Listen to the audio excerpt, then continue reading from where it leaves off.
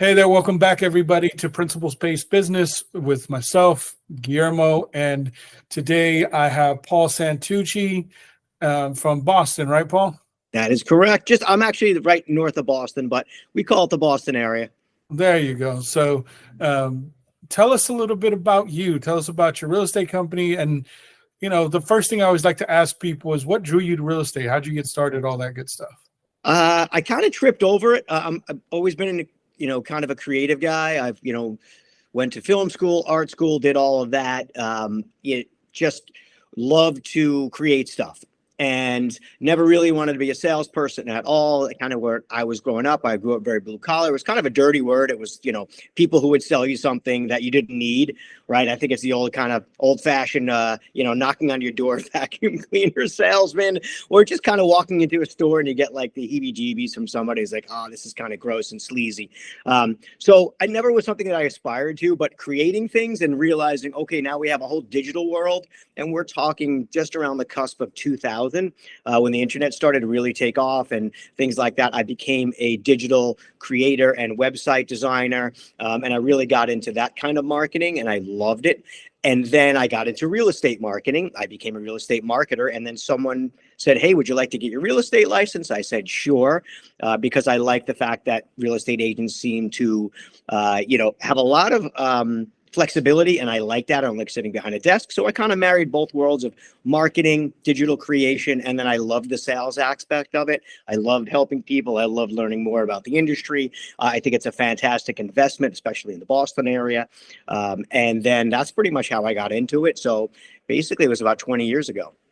Wow, that's awesome. You kind of came in with an advantage. I think that most people, for the major part, they get taught once they get into real estate, it's like it's all about being a salesperson. But you came in understanding marketing. How did that position you differently, do you feel, when you first got started, and how you looked at things and how you set up your business? Well, the good thing was I had a very forward-thinking broker when I first joined. And back then, when you could actually be top of Google searches before Zillow came along and Realtor came along, you would actually pay to play, and we'd be able to place ourselves through SEO to be the top, let's say, Boston, real estate firm for condos or rentals or something like that. So it was really embraced by my first broker, and he was a go-getter. He was fantastic, and I think what helped me was the fact that I wasn't afraid of the technology, that I kind of knew through a lot of agents, especially old school agents, they were afraid of the technology, or they believed it wasn't something that was ever going to be necessary. Or how are you going to be able to automate this? How are you, going to, this is all still about, hard copy and things like that. No, it's all digital. So I was able to embrace it. I think that gave me the advantage. And of course, being able to create, especially being in film, I knew how to create a story. And real estate's really a story. Real estate's about, telling a story about a house, telling a story about someone's journey, and telling a story about yourself when you're marketing yourself. That's huge, man. I love that. I do a lot of business consulting, and, part of it is coming in and becoming somebody's entire marketing division. And that's like, I'm a geek about that. I can't tell you how much money I spend on books and courses and all that, learning marketing and all the nuances and all that good stuff. So that's amazing. I love that you started with that. You mentioned that your broker was very forward thinking. Do you think that not enough emphasis, or do you think it doesn't matter, is put on who your broker is? Forget the company brand, just as a person, who your broker is. Yeah, I absolutely think, well, first and foremost, I know it doesn't really matter who you work for, because you're marketing yourself, right? I'm in Paul Santucci Incorporated. Now, my firm, True North Realty, my business partner, Marina, we got together because we're very like-minded. But let's just say you're starting out and you join, XYZ company. You're still marketing yourself. What you want to be able to do is pick yourself up and say, well, I need to move my business a state away, or let's say you want to get out of the burbs and move to the city. You should be able to kind of pick up yourself and market yourself, and not rely on your broker for everything that they do for marketing. Now, it's never going to be seamless, but my point with that is you should have to be able to market yourself.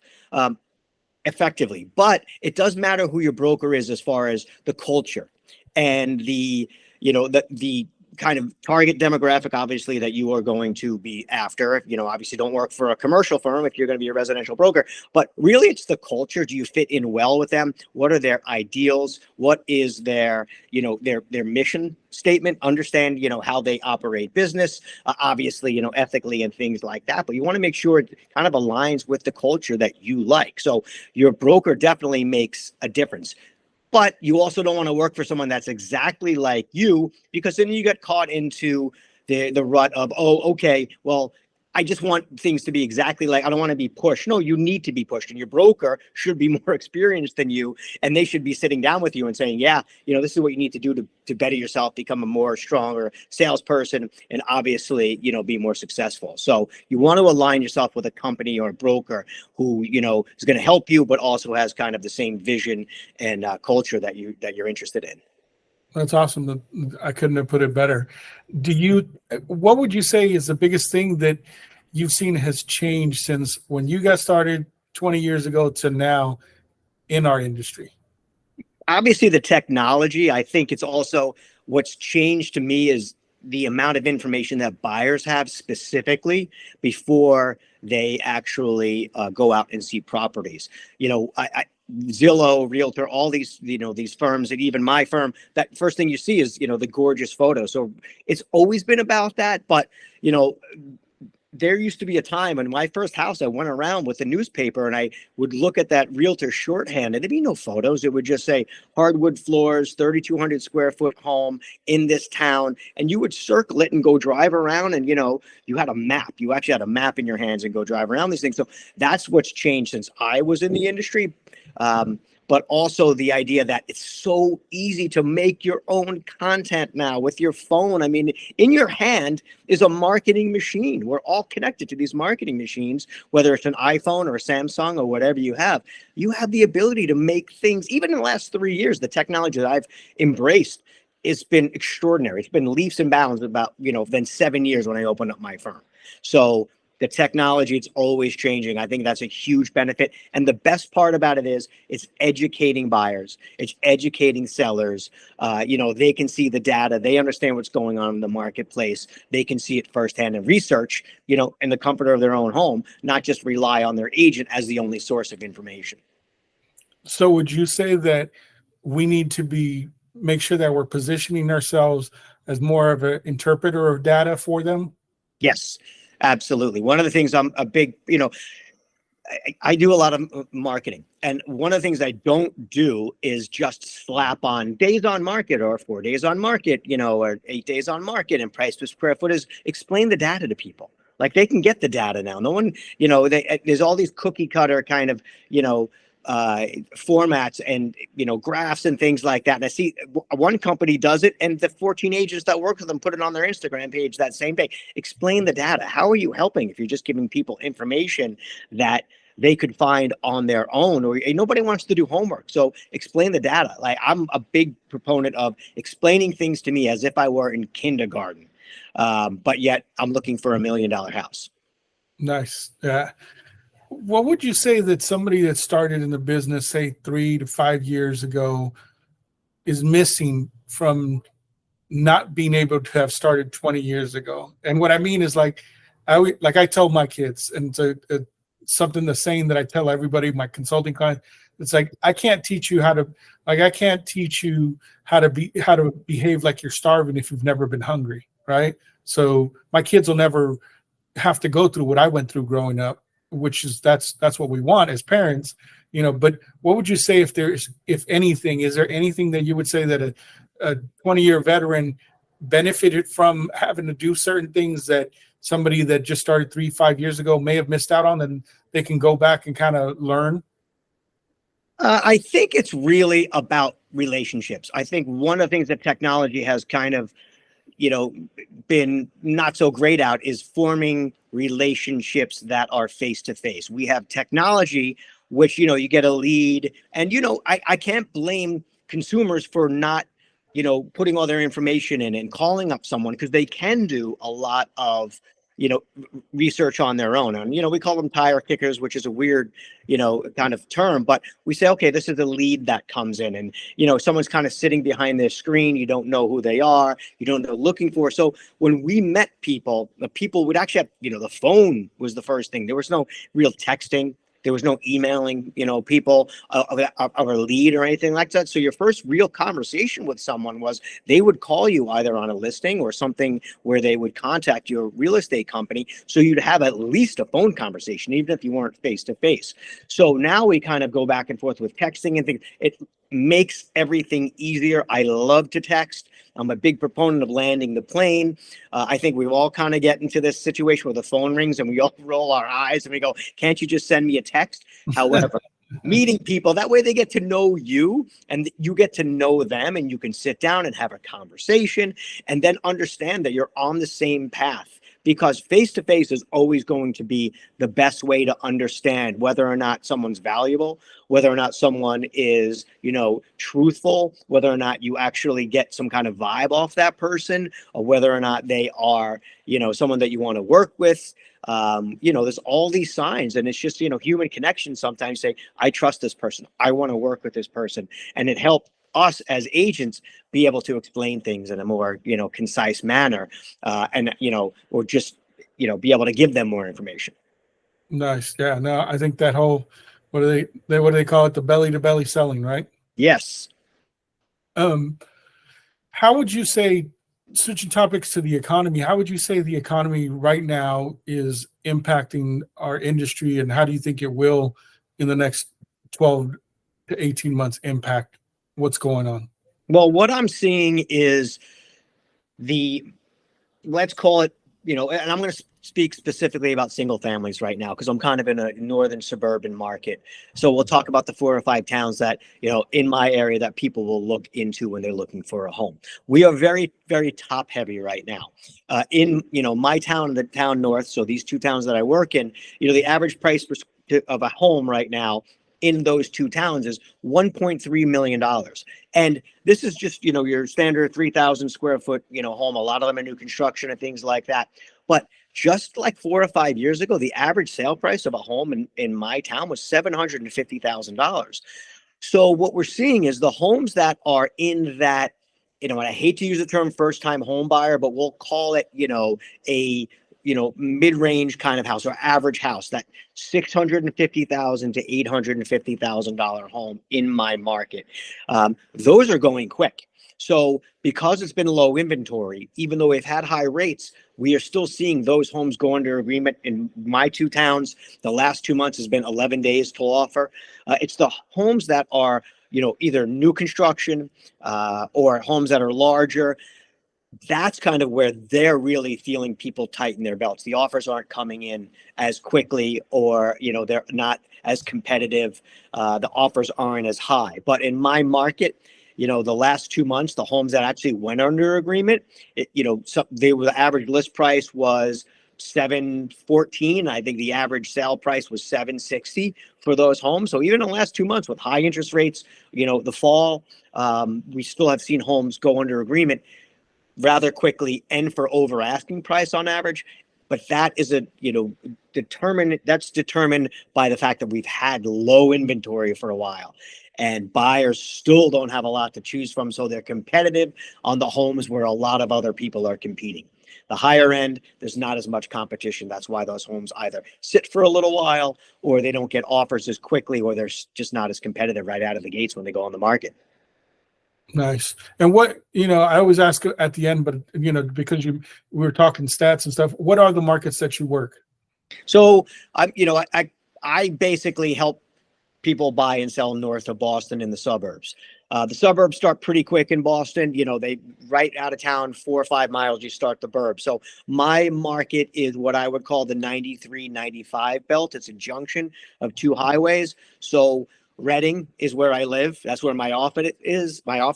North Reading, Wakefield, Stoneham, Linfield, Woburn, Tewksbury, Linfield, Andover, places like that. That's pretty much my, where I am hitting the streets every day, where I look at the data, where I help buyers. I will help further out if I can add value. If not, I'll refer to somebody else who wakes up in the middle of the night and you can poke them and say, hey, what's the price per square foot of an average home in this town? And they need to know that data cold. I know that data cold for my markets. So if I can add value, I won't, I will usually refer business out to those, but that's pretty much my market right there. Nice. And do you guys have, is there a season to your market? Like, is it, every market is different. Some have seasons, some are just, slow and steady all year long. Is there a season to activity in your market? Well, for single family homes, which once again is really what I focus on, for buyers and for sellers, it's going to be the spring. That hasn't changed probably in forever, because people are going to, want to move into a town, especially if they're going to move into a town that has, a school district that they're interested in, to get in, quote unquote, before September or before August. So that way they can register for school. And then if they're selling their house, it probably doesn't matter that much, but they understand that's where the buyers are they're going to want their single family home in my town. They're going to want to put it on the market where there's the most buyers, and the most buyers are looking, spring to summer. But right now, my phone starts to ring pretty heavy on January 2nd, because people feel like that's the beginning of the spring market. So it's really kind of, 6 to 8 months of a spring market, I would call it. Nice. What would you say it are going to be some of the challenges you think that the average real estate agent or broker might face in the next 12 to 18 months? It all depends when they got in the business. I think if someone got in the business just a couple of years ago and they weren't prepared to, kind of have these conditions that are a little bit tougher right now. When I went through, the COVID situation in my market, I think this is probably true for most of the markets. We were slow for 2 or 3 months because you weren't allowed to leave your house, and you definitely weren't going to somebody else's house. So we didn't have anything going on then. So who's going to buy real estate during then? You can't even leave your own house. Then, May, June, the doors got kicked in, and we really had a flurry of activity, and people changed what they were going to, where they were going to buy, and all of that. So I think if people experience that as their kind of first boon and their first real, okay, this is really what it's like, it's not really a good reflection of, the market that's always going to be like that. You should be of the mindset that, there's really no bad markets. It's just, bad positioning of yourself.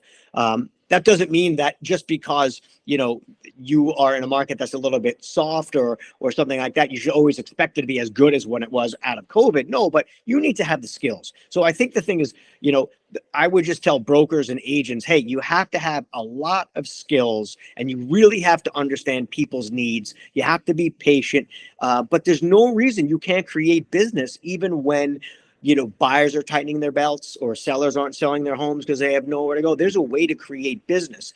A lot of times in the last couple of years, things have kind of fallen into people's laps. It was more of a lead game, right? Who can get the most leads? I see people all the time saying, how do I get leads? Because if you get one, you're probably going to sell those people something. But now the leads are a little smaller. There's, less buyers or less inventory.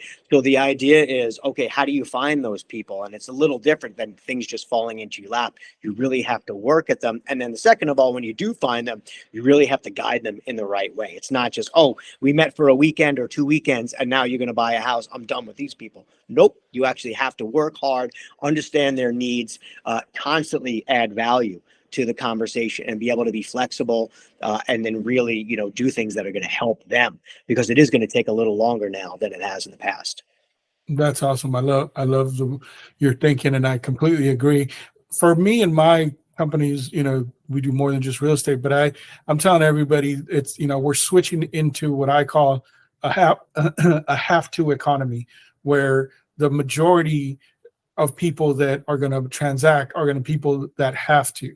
In a regular market, you got both. You got the people that want to buy and sell, and the people that have to. I think that we're going to be more predominant into the ones that have to, because the ones that want to might be a little standoffish. Is there anything that you're doing to adapt and, as you've been doing your business planning for next year? Is there any changes that you and your company are making to prepare for what's coming or what's here? I think, generally organization and understanding and going back to, okay, what did we do to get business when we first started? Like what my company became very successful quickly because we were very people focused and we were very, we had kind of focused on a couple of small little niche markets. And then we really kind of jumped on those and we took over a couple of markets. We took over one specifically where we became, sold the most in this, country club, condo area. And we really, really did well. We focused on that. And a lot of times it happens to start getting more successful. The fruits of your tree start to bloom. And then that fruit is a little bit further out, and you bring that one in and then you kind of forget about the low hanging, the other hanging fruit and things like that. So what we're going to do as a company is we go back to the basics. And I love it because it's people building, it's communication, it's communicating with your clients, because the best thing you can do for your success is not just treat a client as a one-off. It is really about building a lifelong relationship. That way, they're the first person that they call when they need something real estate related. And you're the first person that's top of mind to give to someone else who's looking for great service. So going back to, you can create your own abundance by communicating with the people that you've already done business. Your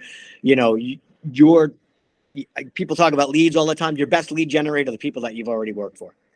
So, and the best thing about that is it's such a good feeling. You create relationships with people. They trusted you. You helped them probably buy the most expensive thing or sell the most expensive thing they ever have in their life. So they put trust in you. So you did a great job. Let that happen. So that's one of the things that we're really focused on, is kind of getting back to basics, because it was a flurry of activity. It was so much going on that, sometimes you just stop, the things that you were doing. You just don't have the time. But, we're also big on automate, delegate, eliminate. That's what we're really kind of getting into also for a well-oiled machine. And then also do what you're good at. And then also, let other people do the other stuff. That is more of kind of, kind of ticky-tacky type, things that you have to do to keep your business alive. But you should be out there marketing and selling all the time. And that's kind of what we do as the principles. Nice. I like that. I know that as an entrepreneur myself, it's always hard to let go of things that that you don't realize that they could be done better than, no matter how good you are at them. It's a waste of your resource, meaning your energy and time, if you're doing them when you can hand them off to somebody else. Yeah, well, as real estate agents, we do wear a lot of hats. I'm proud of the fact that I can do all of these things. I mean, I'm not a home inspector, but I know enough about homes to go into a home and look at it. I know enough about marketing and sales, and I know what attorneys do. And, I know enough to be dangerous as far as financially, talk about finances and all of this other stuff. The things that my day today, what I had to do with smoke detector inspections, making videos, seller photos, all these things, the hats I had to wear today. But sometimes that's not the right use of your time. You should be doing things that are going to help you, and you should be, doing the top tier CEO stuff. That's not saying don't roll up your sleeves, don't help out your clients. I'm just saying there are certain things that you should be doing to help your clients that maybe you're not doing because you are doing certain things that you can delegate. Exactly. How would you say that the consumer's perception about agents and brokers has changed since when you first got into business?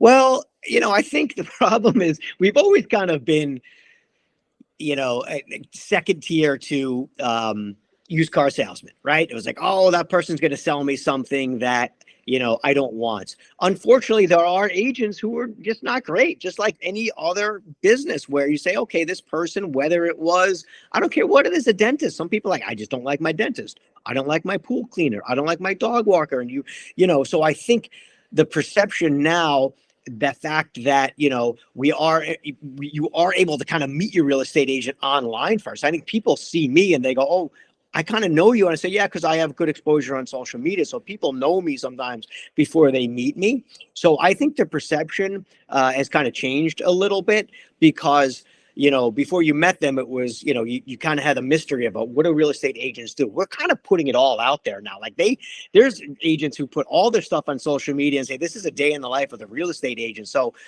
for better or for worse, but at least people know how hard we work or what we do and what really, see us or, know, like, and trust us before we even meet them. So I think the perception is actually kind of turning around. There's always going to be something that, jars that. I see people who come to me and say, hey, they're at an open house and I talk to them about, what they should be doing and things like that. And they go, my agent never told me this. And I said, I don't want to step on your agent's toes, but, if they're not here or whatever, maybe you should, talk to someone else in their agency about helping you out, but maybe they don't have time for you. But, I have had conversations with people who feel like, okay, they just don't know. A lot of people, I didn't know my agent should be doing that, or I didn't know this. So sometimes they rely on agents too much, but I think the perception's kind of getting better. I know personally because I've met so many great people in this industry, and I love the people in this industry, and they keep me energized. They keep me creative. They make me happy. I feel good about when they do something that I'm the only person that sees that, and I go, wow, that person is, it's great ethics and just a good person. They really help their clients out. And I love that feeling. I love seeing agents be successful, and I love seeing agents do well for their clients. I applaud them because it's not an easy business. And hopefully their clients see that too, when people see how hard they work. Nice. And what would you say, like, if you had to pick out like certain drivers behind what might make a consumer have a negative, connotation about agents and brokers with all the, right now, obviously the biggest thing in the news is the lawsuit for NAR. And then I also saw that now some property management companies and property management software are being sued, accused of conspiring to keep rents high. Like, what do you think are some of the drivers behind that whole sentiment? Well, do you think it's something we did as an industry we do, or do you think it's just human nature? I don't see it. I really don't. I don't mean to seem naive or a cheerleader for the real estate industry, because I will call, people out if they're not doing the right thing. I'm a huge believer, once again, in really helping people, rolling up your sleeves and understanding what someone's needs are. I think what's happened over the last couple of years is that it has been easy for people. So they haven't had to form relationships. So it's kind of been this, detachment of emotions. It's just been put the offer in. Oh, we got to take your inspection out. Oh, you got to take out your contingency. Oh, blah, blah, blah. And then that's it. So I think a lot of times buyers have, maybe feel like they didn't get the service that they wanted to. That's kind of what I would say is kind of the perception sometimes of this industry, is that, and then a lot of times we get blamed for the prices. Oh, I can't believe, the prices of the house you sell. Well, I don't set the market. It's supply and demand, right? If someone's willing to pay $800,000 for this, where 2 years ago was $700,000, that's basically, I don't make the prices. I'm just giving people what they want, and someone's willing to pay for it. As we know, something's worth what someone's willing to pay for it. It goes the other way too, where, oh my God, you priced my house too high, or I thought you were going to get me this, and then you got me this. Well, the market spoke to you, So I think, the good news is that you can kind of get the data pretty quickly to people, but we live in a society where it's clickbait. I just saw something online. I forgot what it was, MSN or something, Yahoo or whatever, where it was like, home sales, home prices are lower or whatever, or home sales are, low. And then people are writing, well, the reason home sales are low is because, the rates are too high. Well, the amount of homes selling are low, but the competition is still there. So it was kind of very disingenuous, but I understand, because it's kind of clickbait, right? You want to get click on this, especially if it says home buying and real estate. People love that. So sometimes they get misinformed about, or they have to read the fine print, not just look at the headline and make a judgment about what the article is about. So that's a great point, especially about clickbait. And touching on that, being that you are, from a marketing background, what would you say that agents, what would you recommend an agent do with their social media, with their marketing, to kind of change the positioning of, if they happen to be running across some of the negative stuff that's out there, that, obviously you're a great service and you've built a nice reputation you're not seeing, but that others may be seeing in other markets? I would say number one, be genuine. That's number one, no matter what business you're in. So whether it's real estate or something else, like if you're a fence person, you know, put yourself out there, be genuine. We're all human. We know that we all put our socks one at a time on, we trip down the stairs, we walk in and, we got something in our teeth. We got, our shoes are scuffed. We had a bad day. We went to the dentist, whatever happened. So be genuine first and foremost. People will like you more if you are genuine. If you're trying to sugarcoat everything and make it all about you and go, my day in the life of a realtor and have my Starbucks coffee and here I am at this and my sweater looks great and everything. Okay, great. Sure. You don't want to show a house that's, a mess and things like that, but don't make it really about you. Make it about giving someone value. And it's okay to not look 100%, your best or whatever, because you want to give someone information. That's number one. Number two is, as far as being genuine, is add value. Like, stop talking about yourself. We have this whole problem with our industry. And I think this is why people perceive us as very narcissistic or, money grabbers or whatever, is because a lot of things, the social media that we see is people, oh, I sold this house for $100,000 over or $150,000 over. Yeah. Okay. But the next agent would have done the same thing with the same photos that you did. Don't pat yourself on the back too hard. I know you worked hard to get that listing and everything else, but it was more of an indication of the market. And, oh yeah, you probably underpriced the house. So maybe focus on that and say, maybe I should price houses better. So, with that in mind, it's like, make something valuable. Don't just make it like everyone else. We have this kind of copycat situation where someone agent says, oh, I did this and look how great I am at this business, or look how, the beautiful houses that I sell. What if the next agent looks at that and says, oh, I sell nice houses. Let me shout higher or louder. And this becomes noise. Be your own voice.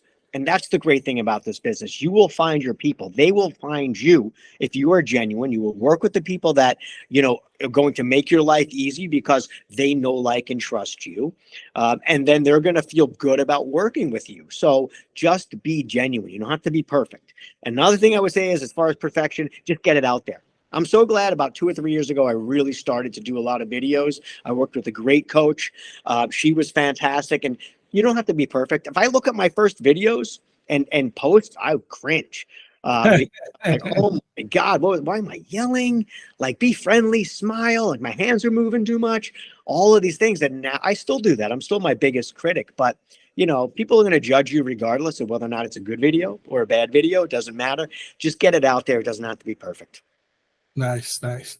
So if you had to, because I want to do, my goal is to, like I said, use these interviews to help newer agents or anybody who's struggling or anybody's, 1 foot out the door because it's tough for them. If you had to give them one tactic, if they came to you and you could only give them one thing, one tactic that they could put into place to try to turn the ship around or to try to gain some traction, what would that one tactic be? I would say focus. I know it's easy to say, right? We have all these focus, motivation, mindset, whatever we say. We use these kind of big, buzzwords. But when I say focus, there's so many ways to be successful in real estate. We use this term real estate, right? And someone will come to me and go, hey, Paul, can you help me with this building? No, I know nothing about that. Can you help me with this? Yeah, I can help you with that because that's my market. What do you know about? They expect us to know all of these things. Focus on 3 or 4 things that maybe you have a little bit of experience in or you feel comfortable with. Now, you have to get out of your comfort zone every once in a while. Once again, put videos out there. Get yourself out there. I'm sorry. We're just in that kind of, situation culturally and marketing. You kind of have to do it because you can have the most knowledge that you have in your mind and on in paper. If you don't put it out there, no one's going to see it. Then they're not going to see you because they're on their phone. They are on laptops. They're on whatever they're looking at. So be the person in front of them, number one. Number two is whatever you're going to do, whether it's calling for sale by owners, whether it is hosting, seller events or buyer events or client events or first-time home buyer events, or you're going to do mail marketing, or you're going to be a door knocker, or you're going to do social media, or whatever, just do it. Just start doing it. Start sharpening your tools, sharpen 3 or 4 tools, make them as, sharp as possible, get out there and do it and just do it. Stop procrastinating because stop looking what other agents are doing. Go, I need to do that. Oh, look at this guy. He's crushing it in rentals. Well, that's because he's been doing it for a while. She's been doing it for a while. Or she found a system. Find something that you like, something that interests you. Find a category or, some kind of market that you're interested in, and talk to those people. Create a map to get to those people. What are their wants? What are their fears? What are their desires? And talk to them, interview people, understand what their needs are, and create a plan to help them. And then when you create the plan to help them, start putting information out there, because people will come back to you and go, thank you for the tip. I'm going to call you because you gave me that tip. So you don't have to keep everything to yourself. So once again, focus, find a couple of things that are going to work. They might not all work. One might be better. You might hate cold calling. I don't blame you. You might found for sale by owners or door knocking or neighborhood events. Just do something and stick with it, and don't get frustrated if it doesn't work in the beginning, because it's not going to work in the beginning. But then all of a sudden, 6 months later, a year later, you go, I'm really good at that. And that's really helped me. And then you'll start to see, that stuff, start to bear its fruit. Do not get caught up in, I need a quick fix now. I need leads tomorrow. Well, those leads are not going to be great. They're not. I'm sorry. Like, those leads are not going to be great if you're looking at them from paying, a website or something to give you those leads. Those are people behind a screen. Figure out a way to really engage with people. Nice. That's all great information, man. And you are a wealth of knowledge. And like I said, I love that you're from the marketing background. Definitely, I think it makes a big difference in how you run your business. And wrapping up, why don't you tell everybody again what areas you cover, how they can get a hold of you, and we can go from there. So I'm north of Boston. My company's True North Realty. I do condos, I do rentals. I really focus on single family home sales, kind of the 93, 95 belt. Once again, Reading, Massachusetts, and then, a couple of towns a little bit further out than that. If you put, a 10, 15 mile radius from there, that's really where my wealth of knowledge is. And that's where I can help people the most. Awesome. Well, thank you once again, Paul, for coming on and giving all that good advice. And I appreciate you. I really appreciate the opportunity. And once again, now that we've kind of connected and I see the amount of information that you give out there, I love the fact that you are giving people positivity. You're giving them really good advice. You're giving them abundance. You're helping people. And I think that really is, a reflection of who you are. And it's just helping agents. And I love that. I'm kind of the same mentality. I just want to see people get better. I want to see real estate agents get better. And once again, I think you're doing a great job of that. And just in the short time I've known you and what I've watched and what I've read, I'm really impressed. So thank you for this opportunity. Well, thank you for your kind words.